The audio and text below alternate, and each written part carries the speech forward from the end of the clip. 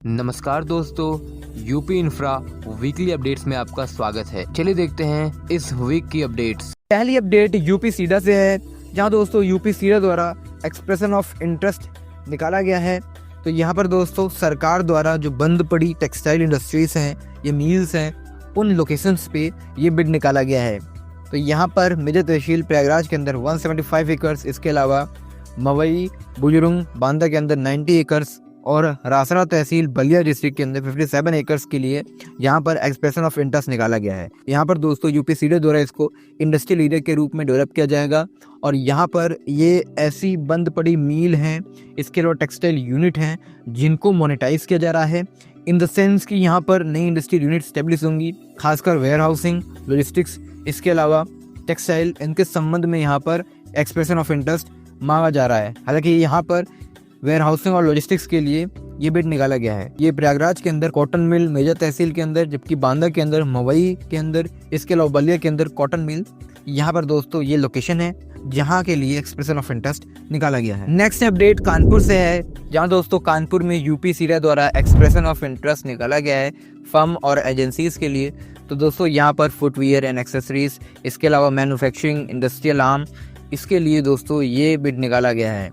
रमईपुर के अंदर इंडस्ट्रीज को डेवलप किया जाएगा। यहाँ पर इंटरेस्टेड प्लेयर जो कि leather, non leather, footwear, accessories, manufacturing unit develop करना चाहेंगी, उनके लिए है एंट्री की जा रही है। यहाँ पर दोस्तों यूपी सीडा द्वारा रिसेंटली रमईपुर इंडस्ट्रियल पार्क, इसका जो लेआउट है इसको रेडी किया गया था।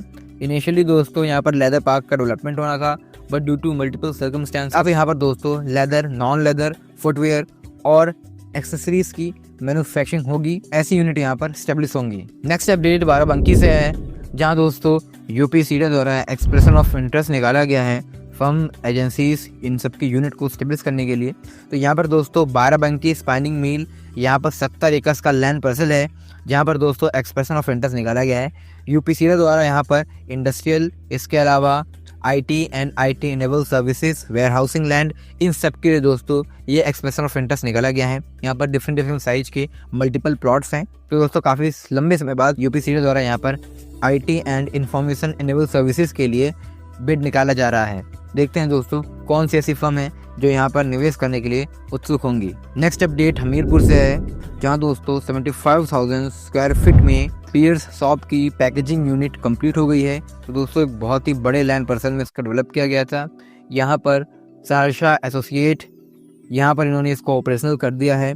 आइए सुमेरपुर यूपी सीडा के इस इंडस्ट्रियल एरिया में ये लोकेटेड है। इससे दोस्तों करीब 250 लोगों को रोजगार मिलेगा। यहाँ पर 2500 स्क्वायर फीट में ये state of the art industrial facility establish हुई है। टोटल एरिया इसका 75,000 स्क्वायर फीट है। नेक्स्ट अपडेट वाराणसी से है, जहां दोस्तों रिसेंटली सुप्रीम कोर्ट ने वाराणसी में जो रोपवे स्टेशन का निर्माण हो रहा है, इसकी वैसा स्थिति बनाए रखने के लिए आदेश दिए हैं। दशाश्वमेध घाट यहाँ पर रहने वाली 3 महिलाओं ने याचिका दायर की थी हाई कोर्ट के अंदर। बाद में ये जो याचिका है ये सुप्रीम कोर्ट में लेकर गई। उसके बाद दोस्तों यहाँ पर लैंड एक्विजिशन के संबंध में रोपवे डेवलपमेंट से संबंधित जो काम है, इस पर दोस्तों स्टे लगाया गया है। वीडियो को नोटिस दिया गया है। अगली जो तारीख है वो 14 अप्रैल तक है। तो 14 अप्रैल तक यहाँ पर काम रुक गया है जो स्टेशन का डेवलपमेंट हो रहा था। तो दोस्तों यहाँ पर अगर हम इस मामले को देखें तो जो सुप्रीम कोर्ट के अंदर इन्होंने याचिका डाली है, इसके अकॉर्डिंग यहाँ पर दोस्तों अथॉरिटी जो है स्टेशन का डेवलपमेंट करना शुरू कर चुकी है। इससे पहले ये इलाहाबाद हाई कोर्ट में गए थे, उसके बाद ये सुप्रीम कोर्ट में गए हैं। तो यहाँ पर इनका क्लेम है कि अथॉरिटी ने फ्री होल्ड प्रॉपर्टी पर अवैध रूप से तोड़फोड़ की, बिना कानूनी प्रक्रियाओं को फॉलो करें। यहाँ पर रोपवे के लिए स्टेशन के डेवलपमेंट का काम है, इसको शुरू किया गया। यहाँ पर इनको नोटिस भी नहीं मिला और ना ही मुआवजा मिला। हालांकि दोस्तों यहाँ पर अथॉरिटी का भी क्लेम है कि यहाँ पर 2 बिस्वा जमीन नजुल भूमि की है, जबकि 3 बिस्वा ही फ्री होल्ड भूमि है। अब देखते हैं दोस्तों 14 अप्रैल को क्या होता है। हालांकि अभी तो दोस्तों यहाँ पर काम रुक गया है इस स्टेशन का। नेक्स्ट अपडेट लखीमपुर खीरी से है, जहाँ दोस्तों CM योगी आदित्यनाथ जी ने 2 महत्वपूर्ण और बड़ी परियोजनाओं का फाउंडेशन स्टोन रखा है। तो जैसे में पहली परियोजना है वो है गोला गोकर्णनाथ धाम। तो यहाँ पर दोस्तों इसका फाउंडेशन स्टोन रखा गया है। तो यहाँ पर भी काशी विश्वनाथ की तर्ज पर छोटी काशी विश्वनाथ है, जहाँ पर दोस्तों इसका डेवलपमेंट किया जाएगा। तो इसका फाउंडेशन स्टोन रख दिया गया है। दूसरी जो बड़ी परियोजना है, इस पर बहुत चर्चाएं हो रही हैं, वो है 2,850 करोड़ के प्रस्तावित निवेश से एक बायोपॉलीमर प्लांट तो यहाँ पर दोस्तों इसका भी फाउंडेशन स्टोन रखा गया है। करीब 100 एकड़ के लैंड पर्सन में इसको स्टेब्लिश किया जाएगा। ये बायो पॉलीमर यूनिट स्टेब्लिश की जाएगी बलरामपुर के अंदर। तो बलरामपुर शुगर मिल्स यहाँ पर ये जो फर्म है इसने 2 ईयर्स के अंदर इसको कंप्लीट करने का लक्ष्य रखा है। दोस्तों यहाँ पर पॉलिस्टिक एसिड बायोपॉलीमर प्लांट, ये दोस्तों सिंगल वेस्ट प्लास्टिक्स को रिप्लेस करता है। इसकी annual production capacity 80,000 tonne per annum होगी। ये 100% industrial compostable and biobase PLA polylactic acid product बनाएगी, जैसे कि स्ट्रॉस, डिस्पोजेबल, इसके अलावा कटलरी, फूड ट्रे, बॉटल्स, कड, कप्स, कैरी बैग्स एट्सेट्रा। ये बायोगैस और फर्टिलाइजर भी बनाएगी। Next update greater Noida west से है, जहाँ दोस्तों Grantham tech park greater Noida की टेलिस कमर्शियल बिल्डिंग का कंस्ट्रक्शन कर रही है। यहाँ पर 125 मीटर के 2 टावर बनाए जा रहे हैं और ये 30 से 34 फ्लोर्स के हैं। ये fully glass based sky crapper होने वाला है। इसमें commercial and office space available होगा।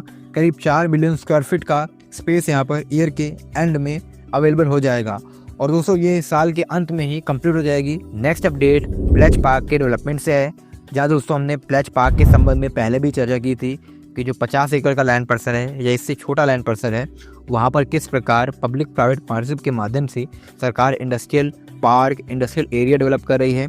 और दोस्तों ये बहुत ही महत्वपूर्ण है, क्योंकि उत्तर प्रदेश के अंदर यूपी इन्वेस्टर समिट के अंदर जितने निवेश के प्रस्ताव आए थे उसमें बहुत सारे ऐसे छोटे फर्म हैं जिनको लैंड अवेलेबल करवाना मुश्किल है। उनको लैंड अवेलेबल करवाने के लिए ज़रूरी है कि ऐसे बहुत सारे लैंड पार्सल अवेलेबल हो, और इसलिए दोस्तों यहाँ पर इन प्रकार के प्लेज पार्क को डेवलप किया जा रहा है। इसमें स्मॉल मीडियम एंटरप्राइजेस, एमएसएमईज, इन सब के लिए जगह होगी।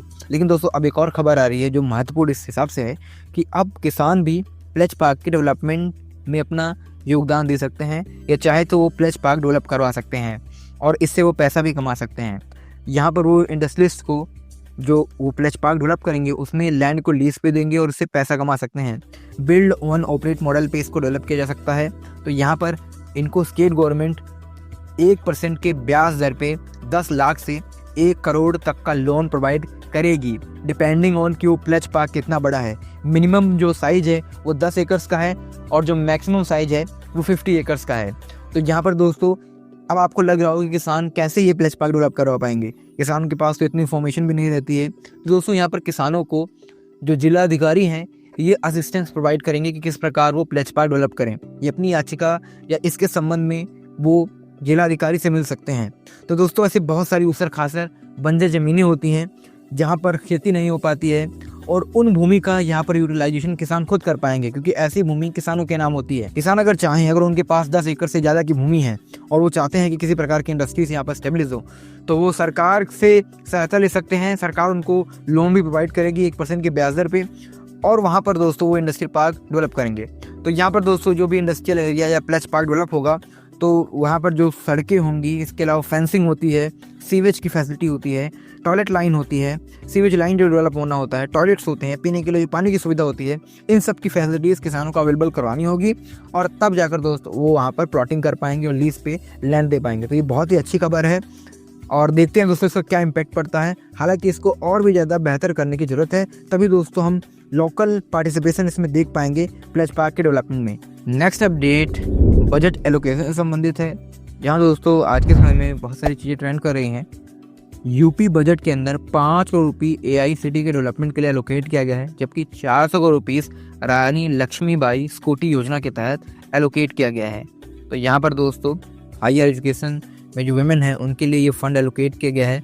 इसके तहत उन्हें स्कूटी प्रोवाइड की जाएगी गवर्नमेंट के थ्रू। तो दोस्तों यहाँ पर आपका क्या विचार है, आप इसके माध्यम से क्या कहना चाहते हैं कि केवल स्पेंडिंग जो इतनी ज़्यादा यहाँ पर अंतर है, या AICT भी महत्वपूर्ण है, आप इस स्पेंडिंग को किस प्रकार से जस्टिफाई करते हैं, ये कितना जस्टिफाइबल है, ये दोस्तों ये स्पेंडिंग कितनी जस्टिफाई है, आप इसके बारे में कमेंट करें। मेरा मानना है कि जो पॉलिटिकल पार्टी है वो इस प्रकार की स्कीम लेकर ही आएगी, क्योंकि उसे चाहिए इलेक्टोरल सपोर्ट, और बिना इस प्रकार के अलॉटमेंट से उसे वो सपोर्ट नहीं मिल पाता है। ये रियलिटी है, और लॉन्ग टर्म डेवलपमेंट बहुत ज़रूरी है। जब जैसे AICT है ये लॉन्ग टर्म डेवलपमेंट में आती है। AICT जब डेवलप होगी तो ये और प्रकार के लोकल एंटरप्रेन्योरशिप, इसके अलावा इंडस्ट्रीज़ को बेनिफिट करेगी, बट ये लॉन्ग टर्म विजन है और ये आम लोगों को नहीं समझ आता। लेकिन जो 400 करोड़ रुपीज़ का अलॉटमेंट यहाँ पर रानी लक्ष्मीबाई स्कूटी योजना के तहत हुआ है, लोगों को समझ आ रहा है, और अगर ये दिखना शुरू होगा, लोगों को मिलेगा, तो इससे दोस्तों जो इलेक्ट्रोल सपोर्ट है, पॉलिटिकल पार्टी को सपोर्ट है, वो ज़्यादा मिलता है।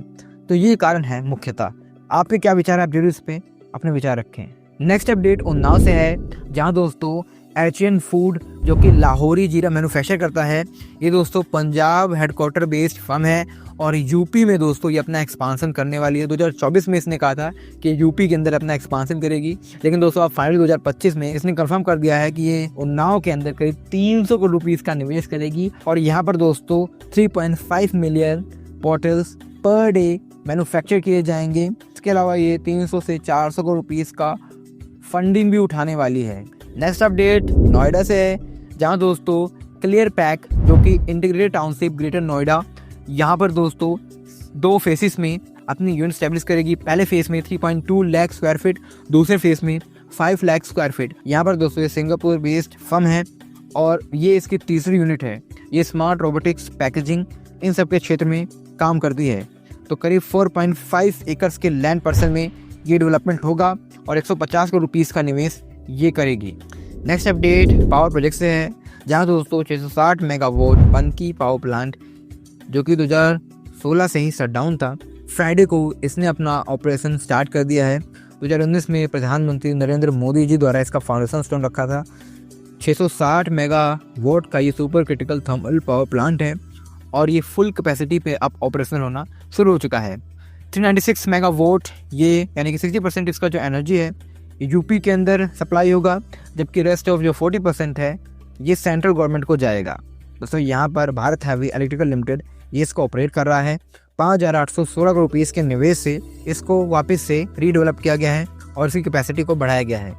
80 हेक्टेयर के लैंड पार्सल में इसको डेवलप किया गया है। इससे 3,000 लोगों को रोजगार मिलेगा। इसके अलावा दोस्तों ये 40 MLD भिंगवान STP इसके पानी का यूज़ करेगा। वीकली हाइलाइट्स की बात करते हैं तो यहाँ पर दोस्तों इस हफ्ते बहुत अच्छी अपडेट भी रही हैं, बुरी भी रही हैं। अच्छी अपडेट ये रही है कि यूपी सीडा द्वारा यहाँ पर मल्टीपल डेवलपमेंट के लिए एक्सप्रेशन ऑफ इंटरेस्ट निकाला गया है। तो बहुत सारी इंडस्ट्रियल यूनिट या बंद पड़ी मिले वहाँ पर यूनिट लगेंगी। इसके अलावा यहाँ पर दोस्तों एक बुरी खबर ये है कि वाराणसी के अंदर जो रोपवे वर्क है वो एक स्टेशन का डेवलपमेंट जो हो रहा था उस पर अभी स्टे लगा दिया गया है। 14 अप्रैल को अगेन एक सुनवाई है, उसके बाद ही कुछ हो पाएगा। इसके अलावा 2 बड़े प्रोजेक्ट्स इनका फाउंडेशन स्टोन रखा गया है। इसमें एक बायोपॉलीमर यूनिट, इसके अलावा गोला गोकर्णनाथ धाम, इन दोनों परियोजनाओं का यहाँ पर फाउंडेशन स्टोन रखा गया है। दोस्तों आज की इस वीडियो में इतना ही। अगर आपको ये वीडियो पसंद आए तो वीडियो को लाइक करें, चैनल को सब्सक्राइब करें। धन्यवाद आपका ये वीडियो देखने के लिए। मिलते हैं नेक्स्ट वीडियो में।